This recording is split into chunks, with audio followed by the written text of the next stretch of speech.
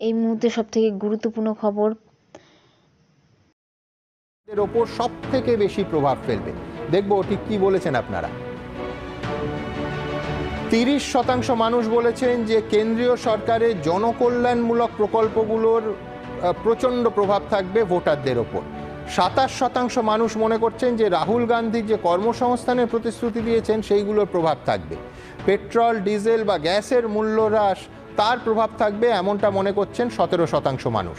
15% মানুষ মনে করছেন যে এই ইস্যুগুলোর মধ্যে কোনোটাই নয়, অন্য কোনো ইস্যু প্রভাব ফেলবে, আর বলতে চাননি 11% মানুষ।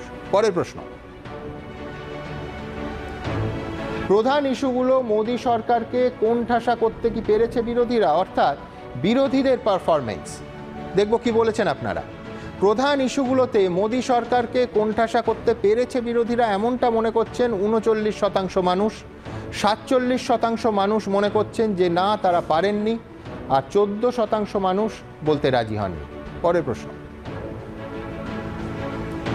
বিরোধী আসনে বিজেপি থাকলে সফলভাবে গুরুত্বপূর্ণ ইস্যুগুলোকে তারা কি তুলে ধরতে পারত, অর্থাৎ বিজেপি যদি শাসক না হয়ে বিরোধী হতো তাহলে তাদের পারফরমেন্স তারা তুলে ধরতে পারত এমনটা মনে করছেন 57% মানুষ।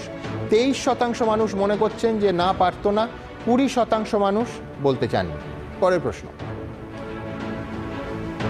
মোদী সরকারের কাজে আপনি কতটা সন্তুষ্ট, সরকারের কাজে আপনি কতটা সন্তুষ্ট, কি বলেছেন আপনারা। মোদী সরকারের কাজে 31% মানুষ অত্যন্ত সন্তুষ্ট বলে জানিয়েছেন। 40% মানুষ মোটামুটি তাদের সন্তুষ্টি প্রকাশ করেছেন। অসন্তুষ্ট এমনটা বলেছেন 26% মানুষ, বলতে পারবো না 3%। পরের প্রশ্ন ছিল প্রধানমন্ত্রী হিসেবে নরেন্দ্র মোদীকে নিয়ে, যে প্রধানমন্ত্রীর পারফরমেন্সে আপনি কতটা সন্তুষ্ট, দেখব কি বলেছেন আপনারা। এই সমীক্ষকরা যাদের সঙ্গে কথা বলেছেন তাদের মধ্যে 44% মানুষ বলেছেন তারা অত্যন্ত সন্তুষ্ট প্রধানমন্ত্রী হিসেবে নরেন্দ্র মোদীর কাজে। মোটামুটি সন্তুষ্ট এমনটা বলেছেন 35% মানুষ। অসন্তুষ্ট সাফ জানিয়েছেন 20% মানুষ, বলতে চাননি 1% মানুষ। পরের প্রশ্নে আসব। পরের প্রশ্ন রাজ্য নিয়ে। মমতা বন্দ্যোপাধ্যায়ের অর্থাৎ তৃণমূল সরকারের কাজে আপনি কতটা সন্তুষ্ট, কি বলেছেন আপনারা। 27% মানুষ অত্যন্ত সন্তুষ্টি প্রকাশ করেছেন। 29% মানুষ বলেছেন যে তারা মোটামুটি সন্তুষ্ট। অসন্তুষ্ট বলেছেন 43% মানুষ, বলতে চাননি 1% মানুষ। পরের প্রশ্ন ছিল মমতা বন্দ্যোপাধ্যায়কে নিয়ে, যে মুখ্যমন্ত্রীর পারফরমেন্সে আপনি কতটা সন্তুষ্ট। সরকারের থেকেও মুখ্যমন্ত্রীর পারফরমেন্স ছিল এখানে প্রশ্ন, কি বলেছেন আপনারা। 32% মানুষ বলেছেন তারা খুব সন্তুষ্ট। 31% মানুষ বলেছেন মোটামুটি তারা সন্তুষ্ট। অসন্তোষ জানিয়েছেন 37% মানুষ।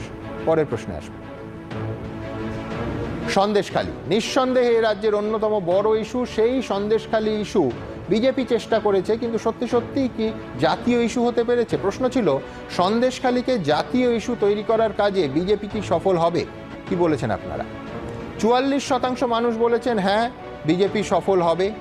32% মানুষ বলেছেন না, সন্দেশখালীকে জাতীয় ইস্যু করার যে রাজনৈতিক চেষ্টা বিজেপি করছে তাতে তারা সফল হবে না।